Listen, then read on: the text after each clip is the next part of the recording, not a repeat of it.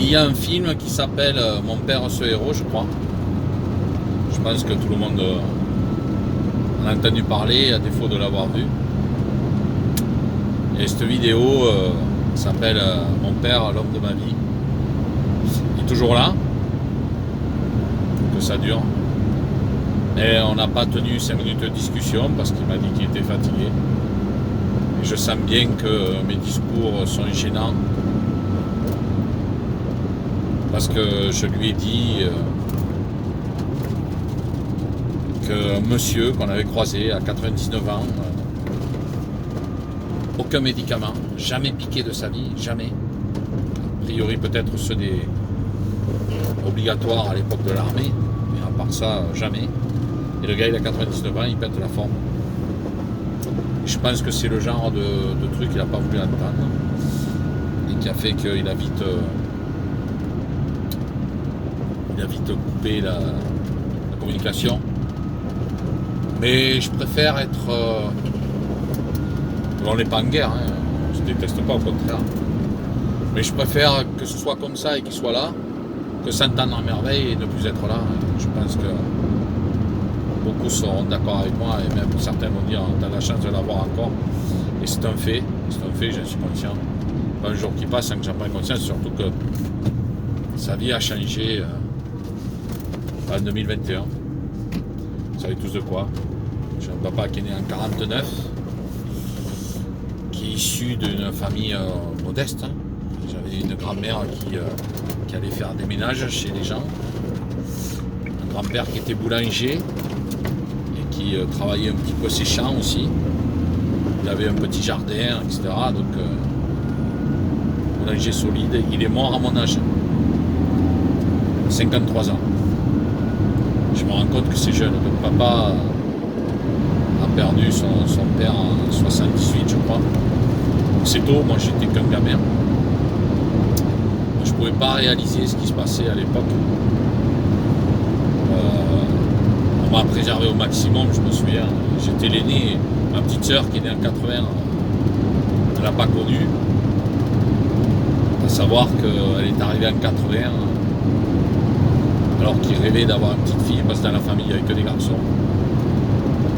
Et pourtant son nom aujourd'hui il se perd, parce que chez nous, il n'y a pas beaucoup de... Il y a des garçons, mais d'un côté ils ont des filles, ou comme moi ils n'en ont pas, ils n'ont pas l'enfant. J'ai une belle famille, mais je n'ai pas l'enfant. Mon frère lui il a 2 filles. Ma soeur, évidemment, elle a 3 garçons, mais aucun ne porte de nom. Vous voyez comme quoi, hein, c'est comme ça a basculé. Et donc mon papa a grandi dans les profondeurs du Lot-et-Garonne. Et puis il a connu son école, il a fait son certificat d'études, on l'appelle. Et puis ensuite il fallait aller travailler rapidement. Il aurait pu être boxeur professionnel. Mon frère en a hérédité. Moi, plus patient, plus j'étais un videur, vous le savez. Donc je discutais beaucoup, j'interagissais avant d'intervenir. Mon frère, lui, c'est l'inverse. Il a hérité ça de mon père. Et donc, il a abandonné parce que, tout simplement parce qu'il faisait pleurer ma grand-mère, la pauvre, quand il rentrait les yeux comme ça. Donc après, il aurait pu faire la cuisine, sauf que là, ça coûtait très très cher à l'époque. Ses parents n'avaient pas les moyens. Alors il a travaillé dans une manufacture de chaussures qui n'existe plus. Il a travaillé un petit peu dans les assurances qui n'existent plus. Vous allez voir pourquoi je parle de mon papa comme ça aussi, parce qu'on se rend compte qu'au final, il a vécu un petit peu la mensonge. Et sachez que j'avais fait une vidéo mardi matin, en 2 fois. Moi j'ai pas voulu la poster en 2 fois. J'ai un ami qui est très occupé et qui n'a pas le temps de me la scinder, de me la regrouper. Moi j'ai essayé, mais apparemment j'ai pas assez de place dans le téléphone, donc ça me le refuse. Alors du coup, je poste plutôt ça parce que bon, de toute façon, cette vidéo, elle était exceptionnelle. Je voulais faire une vidéo exceptionnelle pour expliquer que ce qui va arriver, pour moi, ce qui va arriver, c'est soit un attentat, soit une guerre civile, soit une guerre, et que le petit monarque va garder le pouvoir et va prendre les pleins pouvoirs comme Koumiansky. Voilà ce que je disais en 2 mots, et que tout cela dure depuis 1981 avec celui qui l'a mis au pouvoir. Comme j'expliquais, et que ceux qui financent, c'était les mêmes qui finançaient de certaines époques l'Allemagne. Je referme la parenthèse, vous allez voir où est la corrélation malgré tout à cet hommage de son vivant. Mon père qui ne verra jamais la vidéo, il ne connaît pas ma chaîne, je pense qu'il ne l'aurait même pas regardé. Et donc je passe un petit peu son adolescence. À l'époque c'était 21 ans la majorité. Il est parti à l'armée, il est tombé d'aller chez les pompiers, d'aller à pompier de Paris. Il est ressorti de là. Il a passé sa vie à se battre contre des incendies, contre les accidents de la route, contre des gens qui tombent malades, qui faut amener à l'hôpital. Aujourd'hui, si vous devez être très malade, peut-être que les pompiers vont venir, mais les urgences vont traiter selon le cas. Le médecin ne se déplace plus aujourd'hui, il faut appeler, et puis selon les urgences, on vous dit prenez un Doliprane et puis restez chez vous. C'est pour ça que je fais cette vidéo, j'essaye de la faire quand même assez concise, il n'y a pas grand chose à dire, mais pour se rendre compte qu'en fait, mon père a vécu sur un mensonge. Donc évidemment, il avait 20 ans quand l'arnaque de la Lune s'est produite. J'insiste avec ça. Et c'est pas de me le sortir de la tête, c'est que c'est factuel. Il n'y a que la seule nation au monde à y être allée, soi-disant, c'est les Américains. Il n'y a aucune autre nation qui a réussi à ce jour. Et pourquoi? J'ai transféré un lien, je suis tombé sur un professionnel, un informaticien, ingénieur, qui dirige et guide des satellites. Guide et dirige des satellites. C'est pas n'importe qui. Il va passer directeur dans son entreprise. Une grosse entreprise mondialement connue, je ne la nommerai pas. Mais il m'a dit, les Américains sont arrivés, il m'a dit, les ordinateurs de l'époque avaient l'équivalent, avaient la puissance de 10 calculettes. Tu crois qu'avec ça, on est capable d'aller courir à 345 000 km, en sachant qu'ils ont fait 2 fois le tour de la Terre, 90 000 km, pour prendre de l'élan et faire le reste. Bon, enfin bref, si vous voulez savoir, vous allez voir ailleurs. J'ai laissé un post, j'ai tout laissé à ce sujet, mais papa, à 20 ans, a connu ça. Donc, il n'était pas encore à l'armée, je crois pas. Et où il était, enfin bon, voilà, j'ai jamais trop demandé non plus, parce que on était assez réservé sur la famille, vous voyez. Je regrette, du côté de ma mère, c'était beaucoup de repas familiaux et compagnie. Et du côté de mon père, ça a été moins, parce que forcément la famille était plus réduite, hein. Il n'y avait plus que sa mère et le grand-père. Et voilà, et du côté de ma mère, on était plus nombreux, donc on y allait plus souvent du côté de chez ma mère. Mais bon, papa, voilà, grandi comme ça, il s'est marié, il a eu 3 enfants, moi le premier, je suis arrivé en 72. Il est arrivé dans une bourgade du sud-ouest, dans les Landes, et puis au fur et à mesure, on est monté en grade dans son métier de pompier, et comme je vous dis, vous pouviez les appeler à l'époque. Hein. Ils se déplaçaient, les gars, aujourd'hui ils ne se déplacent plus. Il y a beaucoup de bénévoles, pompiers bénévoles, il n'y a quasiment plus de professionnels le soir. Si vous les appelez, le temps qu'ils se déplacent, c'est beaucoup plus long qu'à une certaine époque. À l'époque, on n'avions pas les portables, hein, je rappelle, hein, il n'y avait pas les portables, il y avait les cabines téléphoniques et il y avait les téléphones de la maison. Donc imaginez déjà l'interaction qui était beaucoup plus longue et paradoxalement des pompiers qui étaient beaucoup plus réactifs. Parce que les gars, voilà, ils dormaient à la caserne beaucoup, et ceux qui ne dormaient pas à la caserne avaient le bip et ça partait. Aujourd'hui, c'est peut-être le cas pour les grosses villes, pour les gros trucs, mais malheureusement, alors attention, je ne dénigre pas les pompiers, bien au contraire, mais bien au contraire. Aujourd'hui, quand on voit la politique qui s'est instaurée, et par exemple, le cas des Canadaires, mon père s'est battu pour ça. Dans les Landes, il manquait Canadaires, ils allaient en Gironde. Et aujourd'hui, regardez ce qui se passe. Il n'y a même plus assez de Canadaires pour lutter contre les incendies qui sont provoqués par l'élite en question. Et j'insiste sur le fait. Et ce n'est pas les accusations, ce sont des faits. Parce que quand vous avez un petit monarque qui vient vous dire qu'à un moment il va falloir s'occuper de la forêt et qui vous dit ça, même pas un an après, il y a des incendies et derrière, il y a des photovoltaïques qui rapportent des millions en sachant que dans mon département et celui, je crois, des Pyrénées-Atlantiques, à ce jour, il n'y a toujours pas une seule éolienne parce qu'ils ne sont encore toujours pas posés. Je ne pense pas que ce soit une histoire politique, mais plutôt peut-être une histoire géographique, allez savoir, mais en attendant, pardonnez-moi, j'ai un chat à la gorge, mais en attendant, il n'y a toujours pas d'éolienne. Par contre, le photovoltaïque est à foison. Ils sont en train de racheter des terres à des gens qui cultivaient dessus. Aujourd'hui, c'est photovoltaïque. Au milieu de certains bois, des endroits où c'était boisé, c'est photovoltaïque. Dans des zones précisément où le feu est passé. Voilà. Et quand vous avez quelqu'un qui vous dit qu'il va falloir s'en occuper pour le photovoltaïque, surtout qu'il y avait des zones qui étaient protégées, réservées, qui ont cramé, et puis là, maintenant, elles ne sont plus rien.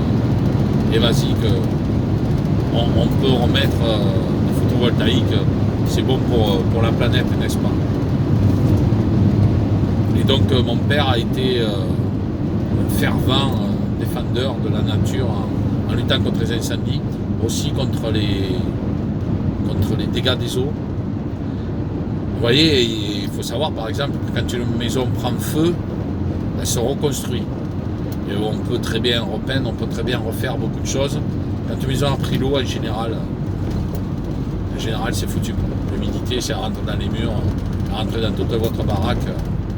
Et là, j'ai une pensée pour tous ceux qui ont été victimes d'inondations naturelles, causées par l'humain, parce que des surfabrications sur des zones, par exemple, quand on vous disait à Monaco, dans les années 70, ce sera sous l'eau, parce qu'on construit sur la mer. Mais ils continuent à construire, hein, les gars.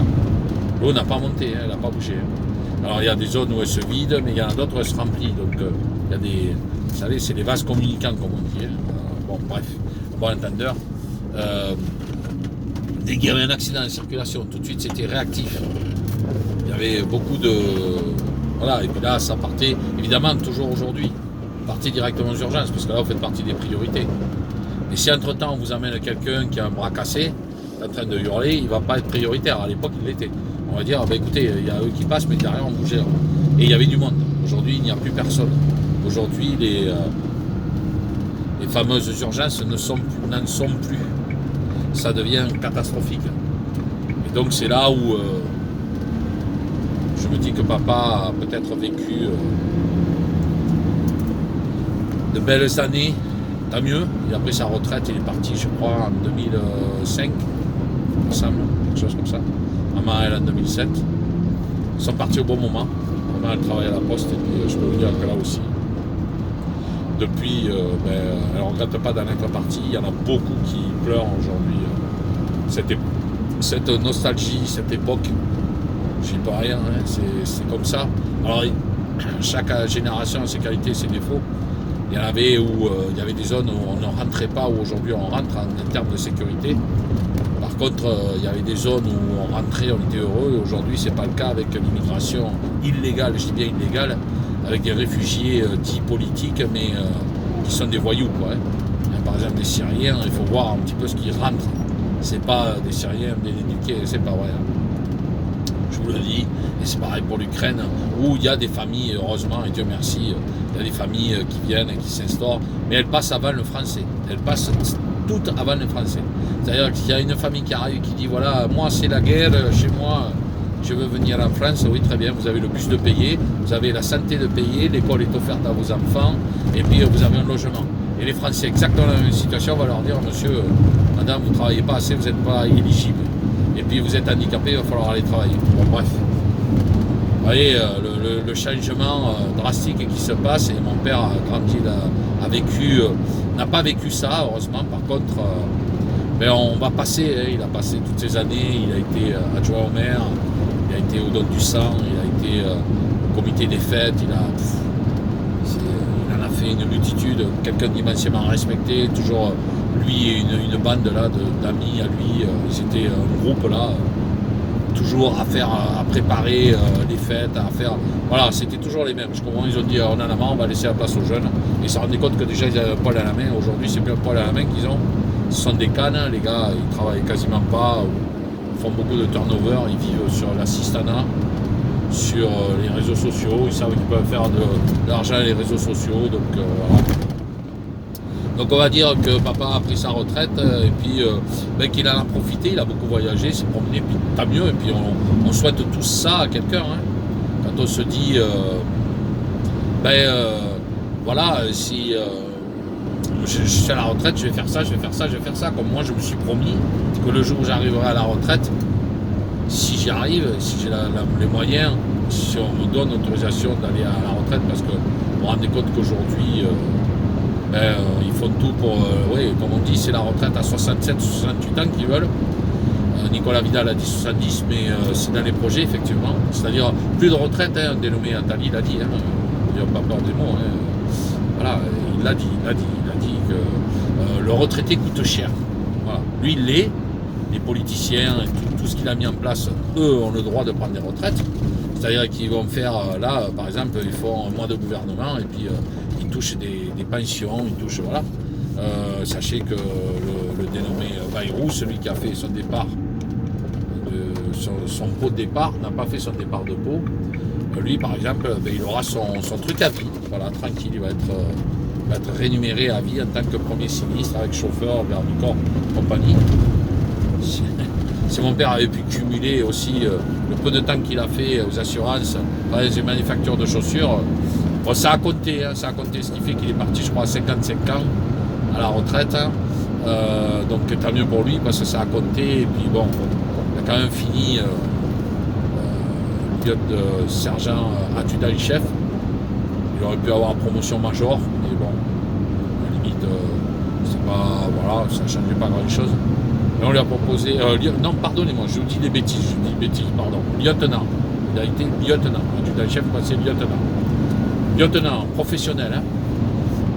Et de là, il a refusé le titre de capitaine pour une tranche d'imposition, tout simplement.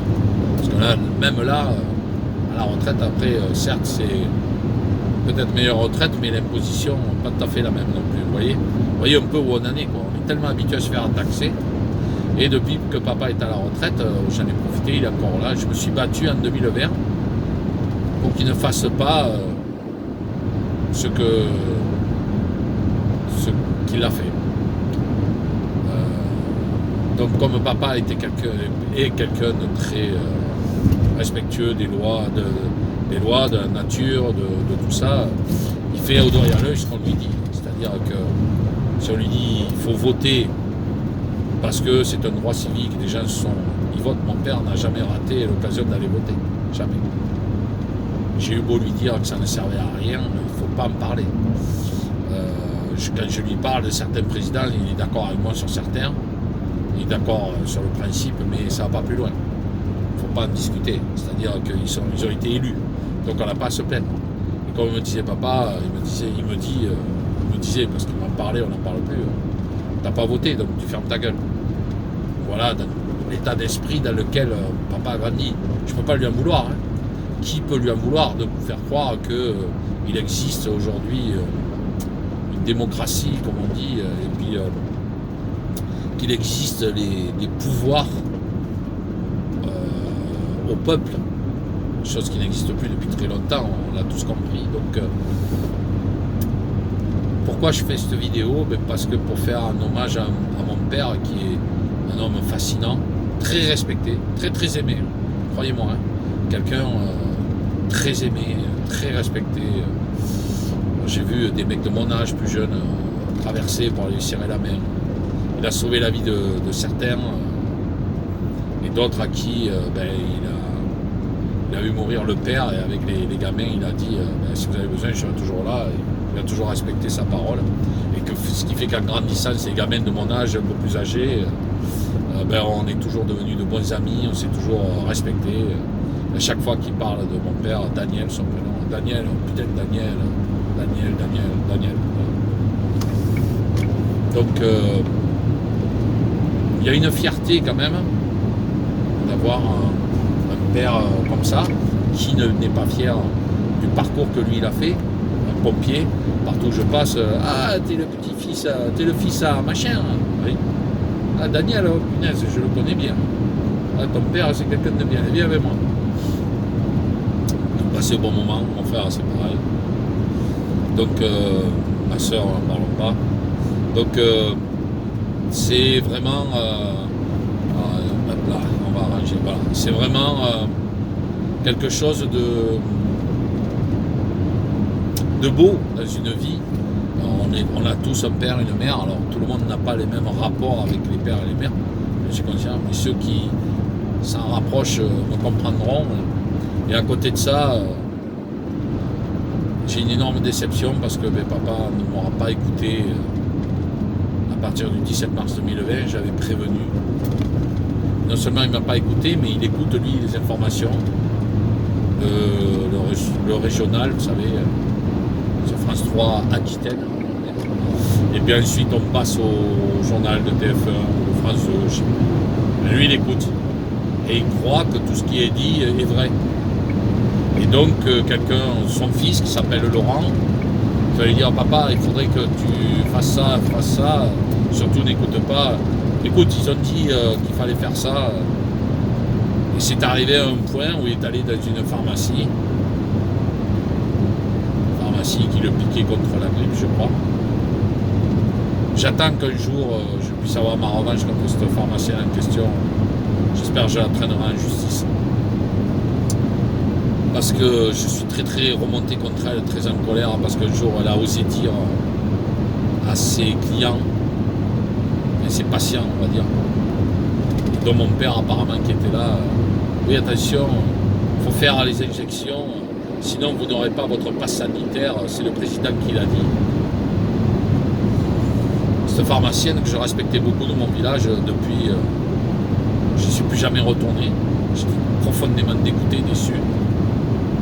Je ne sais pas si elle réalise ce qui se passe, mais dans mon village, il y a eu beaucoup de décès, beaucoup de personnes malades, et des gens auxquels il n'y a pas de raison. Il y a vraiment des gens, il n'y avait aucune raison qu'ils soient malades, aucune. En bonne santé, certains ne sont pas réveillés dans leur lit, d'autres ont eu des maladies. Voilà, là j'ai appris qu'on était entouré, là, du côté de ma compagne, il y a quelqu'un qui a une maladie de Charcot. Le gosse, il a 23 ans. Enfin, c'est pas une maladie, pas Charcot, mais ça lui ressemble. En fait, il aurait fait on appelle ça, c'est comme une espèce de migraine carabinée, mais c'est plus grave que ça. Et voilà, après, c'est tout simplement le graphène qui monte au cerveau, parce qu'il ne sait pas détoxifier. Sachez que les excipients contiennent du graphène, et en plus du sel d'aluminium, et ben, sachez, ou voire même de l'aluminium, c'est extrêmement toxique.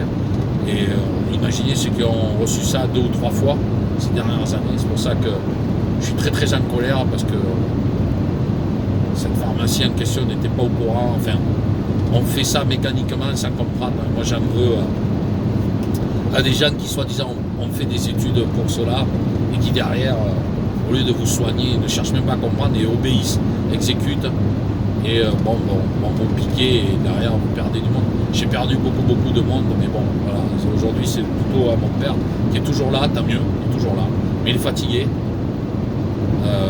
Entre temps, on a découvert un problème à la prostate qu'il a réglé, a priori il a bien vécu, il a bien supporté, tant mieux, mais c'est là qu'on se rend compte qu'en fait, voilà, c'est quelqu'un qui a obéi au système. Et voilà ce que comment le système rend la monnaie à des gens comme mon père, qui ont toujours été au pli, comme on dit, qui ont toujours exécuté ce qu'on leur disait de faire, ne se posaient pas de questions, qui ont fait le métier avec passion, qui ont politiquement parlant toujours bien comporté, qui ont toujours appelé au vote, sont allés voter, qui ont respecté ce qu'on leur disait, parce que pour eux c'était important. Je tiens à préciser aussi que son ami médecin, j'ai appris qu'il était franc-mac. Voilà. Donc,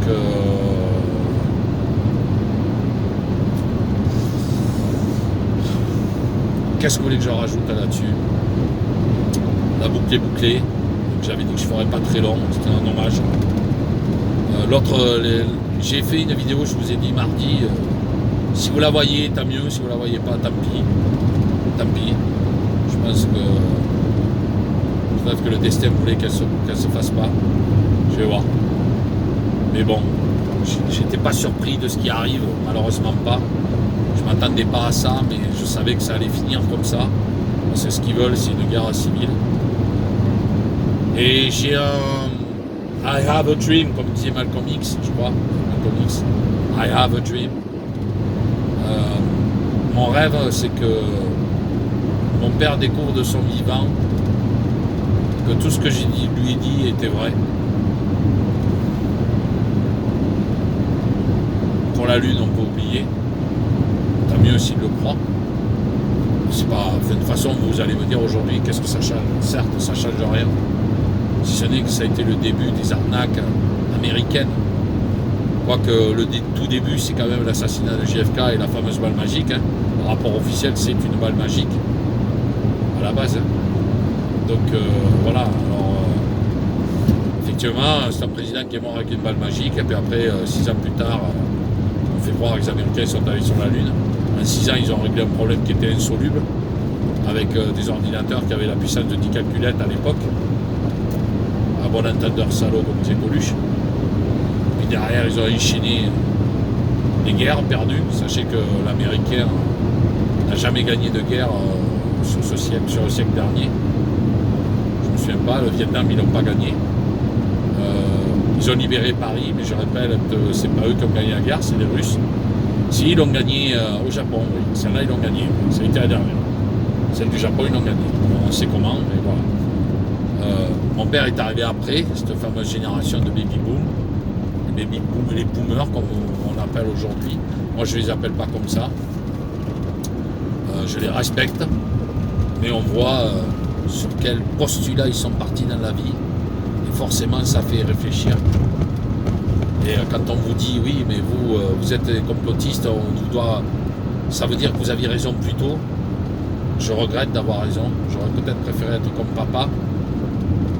Et me dire, bon, mais je suis malade, c'est comme ça, c'est le destin. J'ai mes tracas, hein, j'ai mes soucis, santé, etc. Mais ma santé, elle est parfaitement relative, c'est rien du tout, j'ai rien. Moi, par rapport à ce qui se passe, j'ai rien. Bon, la 5G, je pense que la 5G me pose des problèmes avec les acouphènes, mais en dehors de ça, j'ai pas de problème particulier. Et j'aurais tendance à dire que les seules personnes qui sont aujourd'hui éveillées... Alors, parfois, j'ai eu de grosses surprises, c'est-à-dire qu'il y a des gens, je me disais, celui-là ou celle-là, maman, par exemple, ils vont se faire bouffer par le système et puis ils vont gober tout ce qu'on leur dit. C'est pas du tout le cas. Voilà. Donc, bravo, maman. Ouais, mes parents sont séparés en 82, j'ai oublié de le dire, en 80, c'est en 82, mais ça, c'est anecdotique, ça n'a pas d'importance sur le chemin de vie de mon père par rapport à sa vie professionnelle et surtout au statut social et ce que la société lui rend aujourd'hui, quoi. C'est ça. C'est surtout là-dessus que je veux faire cette vidéo pour faire comprendre qu'un soldat de la nation, comme mon père, se retrouve aujourd'hui dans un état triste, physiquement affaibli, pas forcément en capacité de faire tout ce qu'il veut, comme il dit, je vais peut-être reconduire un jour. Donc ça me touche, ça m'attriste et je me dis que je sais qu'on est très très nombreux dans ce cas-là. Et donc c'est une dédicace à vous tous qui êtes dans le même cas, qui avez encore vos parents ou l'un des deux. Moi j'ai encore les deux. Et puis il y en a une avec qui ça se passe très bien parce qu'elle a tout compris. Et puis l'autre qui refuse d'entendre et qui en est là où il en est aujourd'hui et que c'est l'histoire de votre vie. Et ce combat, je ne vais pas dire que je le mène pour lui au départ, je le mène parce que c'est un devoir pour moi de le mener. Je le mène parce que mon fort intérieur m'a dit de le faire. Je le mène parce que j'estime que si je ne vois pas ma gueule, à quoi ça sert d'avoir été ce qu'on appelle le vilain petit canard à table, à prendre des coups de pied sur la table parce que je disais des vérités qui n'étaient pas bonnes à entendre. Je me disais, et puis après je me faisais sermonner par maman qui me disait « Ouais, mais dis donc, faut pas en parler de ça, faut te taire. Tu sais très bien que machin, il est comme ça, il est comme ça. Combien de fois je me suis frité, entre guillemets, moralement, hein, avec mes tantes qui me tournaient le dos en me disant écoute, arrête avec tes conneries. Et ça a été le cas avec le coco. Ça a été le cas avec cette saloperie du coco. Laurent, il est quoi Laurent? C'est juste mon neveu qui me raconte des conneries. À la télé, c'est pas du tout ce qu'ils disent. Il est complètement déconnecté. Il est là le problème, c'est qu'aujourd'hui, la télévision, Internet, ont fait de nous ce que nous sommes. Moi, je profite d'Internet pour passer des messages, certes. Quand j'ai des doutes sur des mots, voilà. C'est ça, Internet. C'est à ça que ça devrait servir. À être utile pour ceux qui travaillent, pour envoyer des mails, des réactions. Ça, oui. Ça, Internet, ça a révolutionné la vie. Mais ça a aussi ses inconvénients avec des gamins qui, aujourd'hui, en arrêt de bus, il y a 30 gosses, il y en a 28 qui vont être avec les portables.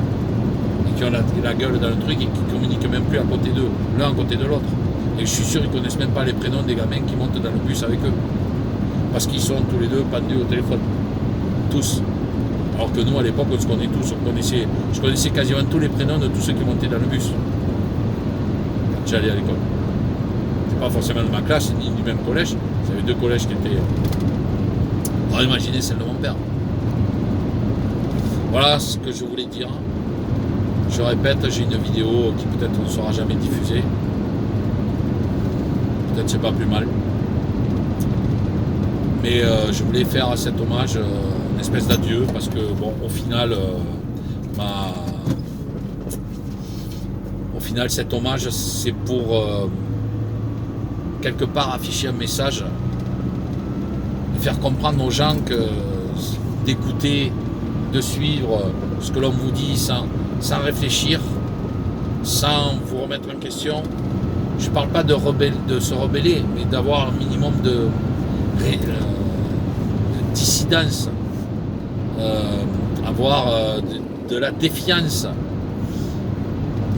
peut peut-être vous sauver la vie, peut peut-être vous permettre de réagir différemment, instinctivement, et au final de vous en sortir, contrairement à d'autres où eux on leur dit il faut faire ça et puis faites-le et tout ira bien pour vous. Quand on voit qu'ils veulent ponctionner votre épargne et qu'ils sont en train de faire une mascarade politicienne et que des soldats comme mon père se sont battus pour qu'on en arrive là où on en est aujourd'hui, ça m'attriste et c'est pour ça que je voulais faire cette vidéo vraiment, je disais exceptionnelle, l'autre, bon, je pense que je vais laisser tomber, c'est pas la peine, mais celle-ci est exceptionnelle et je crois qu'elle portera tout son sens en faisant un hommage à mon père de son vivant, et tant mieux. Il y avait une vidéo que j'avais faite en faisant un hommage à quelqu'un qui est parti. Son fils est parti peu de temps après lui, tous les deux morts d'un cancer. La maman a un cancer aussi. Et de cette famille, c'est l'exemple. Hein. Un des frères